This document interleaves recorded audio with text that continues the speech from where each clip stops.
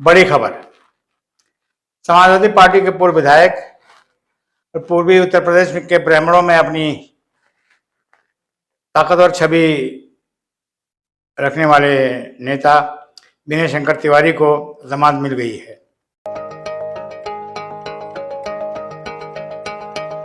अभी आगाज है तेरा, बहुत कुछ सीखना है। कमर कसनी अभी बाकी है, मुट्ठी भींचना है। अभी आगाज है तेरा, बहुत कुछ सीखना है।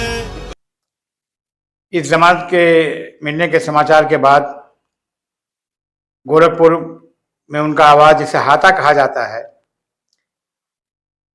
जिस हाथे का उपयोग अखिलेश यादव ने प्रदेश के मुख्यमंत्री योगी आदित्यनाथ पर तंज कसते हुए हाथा नहीं भाता का स्लोगन दिया था, नारा दिया था, उसी हाथे में खुशी का माहौल है। मिठाइयाँ बट रही हैं, पटाखे फूट रहे हैं, नारे लग रहे हैं और लोग कह रहे हैं कि जेल का फाटक टूट गया, हमारा नेता छूट गया। तो साथियों, पहले ये एक वीडियो देखिए कि अभी विनय शंकर तिवारी गोरखपुर पहुंचे नहीं हैं। अभी उन्हें लोग लेने के लिए गोरखपुर से लखनऊ जा रहे हैं। आज लौटेंगे या कल सुबह लौटेंगे, ये भी ठिकाना नहीं है, लेकिन उनके समर्थक अपने आप में मग्न हैं। और समाजवादी पार्टी भी इस बीच पूरी मस्ती में डूबी है। उसे लग रहा है कि विनय शंकर का जेल जाना, जेल से महीनों बाद छूट के वापस आना ब्राह्मणों में खलबली मचाएगा। इससे समाजवादी पार्टी में ब्राह्मण समाज की ताकत बढ़ेगी। और विनय शंकर तिवारी, उनके भाई जो पूर्व सांसद रहे कुशल तिवारी जी, दोनों ये विश्वास भी दिलाते हैं अखिलेश यादव को कि इस बार विधानसभा चुनाव में ब्राह्मण समाज भाजपा के साथ उतनी ताकत से कतई नहीं रहेगा जिस तरह से पहले रहा करता था।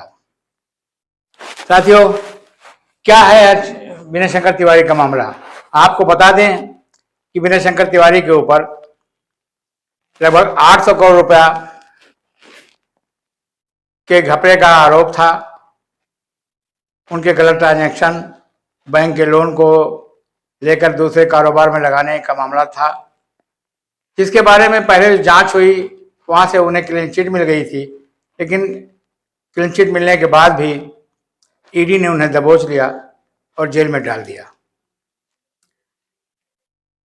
इस बारे में कुशल तिवारी कहते भी हैं कि उनके साथ ज्यादती हुई है, उन्हें जानबूझकर दबाया जा रहा है, उनके समाज को आहत किया जा रहा है। चूंकि वे भाजपा के अधीनता को स्वीकार नहीं करते हैं, इसलिए उन्हें क्रैश किया जा रहा है। लेकिन वो झुकने वाले नहीं हैं, वो संघर्ष जारी रखेंगे, ये कुशल तिवारी का कहना है। और विनय शंकर तिवारी भी सरकार के समक्ष झुकने के बजाय अदालत में गए, अपना पक्ष रखा और उन्हें बेल मिली। और जिस तरह से जानकार उनका केस बताते हैं, वो ये मानते हैं कि उस केस में कोई दम नहीं है। आज नहीं तो कल वो निश्चित रूप से बेदाग बरी होकर निकलेंगे। अब सवाल उठता है कि विनय के छूटने के बाद की प्रक्रिया क्या है। तो साथियों, मैंने अभी आपको बताया कि उनके आवास हाथा में तो जश्न मन रहा है, जिसके गवाह वीडियो हैं, उसे आप देखिए। लेकिन जहां तक पूर्वांचल में प्रक्रिया का सवाल है, ब्राह्मण समाज में हर्ष है, लोग बाग आपस में बात कर रहे हैं, भारतीय जनता पार्टी के प्रति अपनी नाराजगी व्यक्त कर रहे हैं। विनय शंकर तिवारी के गृह विधानसभा क्षेत्र चिल्लूपार में भी काफी जोर शोर से उनके पक्ष में बातें की जा रही हैं। डुमरियागंज में उनके बड़े भाई कुशल तिवारी जी के समर्थक अपनी बात रख रहे हैं। बनारस से लेकर गाजीपुर, मऊ, बलिया के ब्राह्मण भी इस बात को लेकर के आशंकित हैं कि वर्तमान प्रदेश सरकार ब्राह्मण विरोधी तो नहीं है, और ये सरकार ब्राह्मण विरोधी है ऐसा समझाने वाले ब्राह्मण समाज के लोग ही कुछ लोग आगे आते हैं और चर्चा विमर्श के बाद आखिर में लोग ये निर्णय लेते हैं कि हाँ, इस सरकार में ब्राह्मणों को वो सम्मान नहीं मिल रहा है जो उन्हें मिलना चाहिए था। तो साथियों, अभी तो ये प्रक्रियाएं हैं, अभी चुनाव दूर है, कम से कम 1.5 साल है।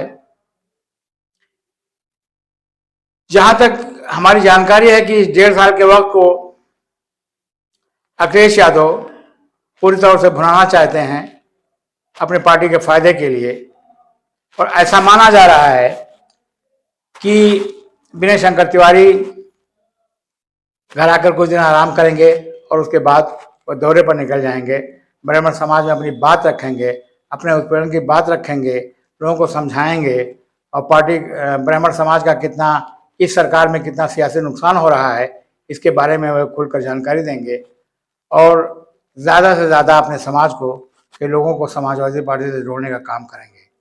फिलहाल अखिलेश यादव विनय शंकर तिवारी की रिहाई को अपने पक्ष में, पार्टी के पक्ष में मानकर चल रहे हैं कि इसका उपयोग कैसे किया जाए। उन्हें उम्मीद है कि चुनाव में इनका लाभ मिलेगा, इसलिए वे दोनों राजनीतिक भाइयों को का इस्तेमाल पूरी तौर से अपने पार्टी के लिए करना चाहते हैं और इसके लिए पार्टी रणनीति बना रही है। लेकिन जहां तक गोरखपुर का सवाल है, गोरखपुर जनपद, महाराजगंज जनपद, देवरिया जनपद में, जो कि ब्राह्मण समाज में भारतीय जनता पार्टी का की गहरी पैठ है, इसमें आज की तारीख में भाजपा कुछ कमजोर तो हुई ही है, इसमें कोई शक नहीं है। ऐसा लग रहा है कि अगर यही प्रक्रिया आखिर तक रही, अगर यही प्रक्रिया चुनाव के समय 2027 तक रही, तो भारतीय जनता पार्टी का बहुत नुकसान हो जाएगा। एक तो अखिलेश यादव पीडीए का कार्ड खेल रहे हैं, उनका पीडीए कार्ड जमीन पर दिख भी रहा है, ऊपर से उनके गठबंधन की पार्टी कांग्रेस के नेता राहुल गांधी जाति जनगणना का मुद्दा उठाए हुए हैं। ये दोनों मिलकर के दलित और पिछड़े वर्ग के लोगों में अपनी पैठ बनाते जा रहे हैं। ऊपर से ये विनय शंकर तिवारी की गिरफ्तारी और गिरफ्तारी से उपजी प्रक्रिया भी अगर अखिलेश यादव के पक्ष में जाती है तो आने वाला चुनाव भाजपा के लिए भारी पड़ेगा, ऐसा अनुमान राजनीतिक प्रेक्षक लगा रहे हैं। लेकिन क्या होगा 2027 में, अभी देर है, 1.5 साल बाकी है। 1.5 साल के बाद 2027 के जनवरी फरवरी में चुनाव संभावित हैं, इसलिए तब तक तो सिर्फ कयास ही लगाए जा सकते हैं। धन्यवाद। हम आपको जल्दी ही विनय शंकर तिवारी के गोरखपुर पहुंचते ही हम उनसे उनका एक विशेष इंटरव्यू आपके सामने पेश करेंगे। आप देखते रहिए कबीर वस्तु पोस्ट। हमारे चैनल को लाइक कीजिए, सब्सक्राइब कीजिए, अपने साथियों में शेयर कीजिए, लोगों को प्रेरित कीजिए कबीर वस्तु चैनल का समर्थन और सहयोग के लिए। धन्यवाद।